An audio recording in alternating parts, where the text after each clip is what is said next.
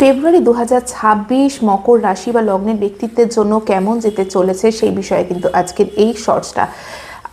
অনেক নতুন জিনিস দেখতে পাবেন মকর রাশির ব্যক্তিত্বের জন্য এই সময়টা। সমস্ত প্ল্যানেটগুলো তাদের লগ্ন ভাব থেকে এক এক করে শিফট করবে তাদের ধন ভাব অর্থাৎ সেকেন্ড হাউসে প্রথম যে প্ল্যানেটটা আসবে সেটা অলরেডি সেখানে রাহু বিরাজমান, তার সাথে এসে বুধ যুক্ত হবে 3রা ফেব্রুয়ারি এবং তারপরে শুক্র। অর্থের দিক থেকে বলা যায় এদের একাধিক ইনকাম সোর্সেস খুলতে পারে, সাডেন ইনকাম অর্থাৎ ইনসেন্টিভ, ইনক্রিমেন্ট, এই সমস্ত দিক থেকে কিন্তু এদের পজিটিভ দিক।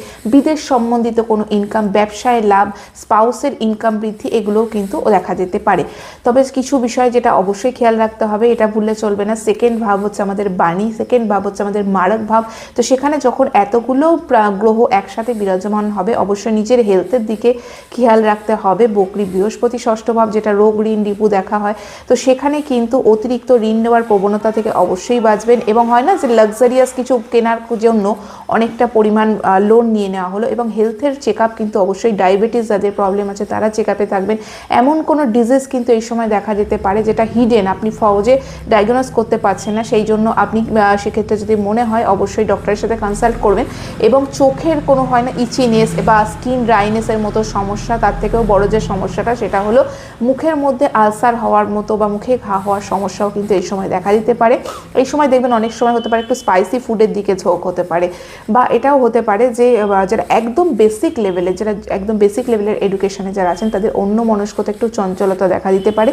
তো সেটা একটু কিছুদিনের জন্য যদি সম্ভব হয় এড়ানো, তাহলে সম্ভব, তাদের মানে অকারণে মারপিটা করবেন না, কেননা কিছুদিন পর দেখবেন অটোমেটিক্যালি এটা ঠিক হতে থাকবে। নেক্সট মান্থে আশা করছি এটার সলিউশন আপনারা দেখতে পাবেন। যদি চার্ট অ্যানালাইসিস করতে হয় অবশ্যই স্ক্রিনে দেওয়া যোগাযোগ করতে পারেন, যে আপনার বাচ্চার চার্ট অ্যানালাইসিস করার জন্য অনলাইন অফলাইন বোথ প্রেডিকশনই অ্যাভেলেবেল।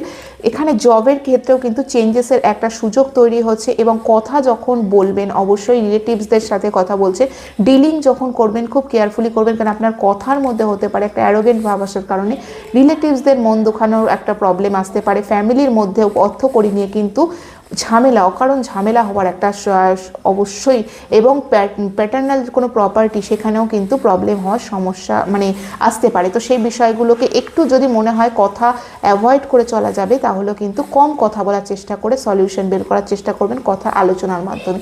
তো সেটা অবশ্যই ভালো। এবং হেলথের যে বিষয়গুলো বললাম সেগুলোকে কেয়ারফুলি ট্যাকল করলে তাহলে কিন্তু এই মাসটা আপনার জন্য ধন, এবং অবশ্যই যেটা বলবো সেটা ইনভেস্টমেন্টের ক্ষেত্রে কিন্তু কারোর কথায় প্রলোভনে পড়ে ইনভেস্ট করবেন না, বুঝে সুঝে অবশ্যই ইনভেস্ট করবেন। রংলি ইনভেস্টমেন্টের কারণেও কিন্তু অর্থ খোয়ানোর একটা সম্ভাবনা তৈরি হচ্ছে। তো এই বিষয়গুলো যদি দেখেন তাহলে কিন্তু ওভারঅল মাসটা ভালো কাজে লাগান, এবং যে বিষয়গুলো বললাম সেটা থেকে বেঁচে চলুন।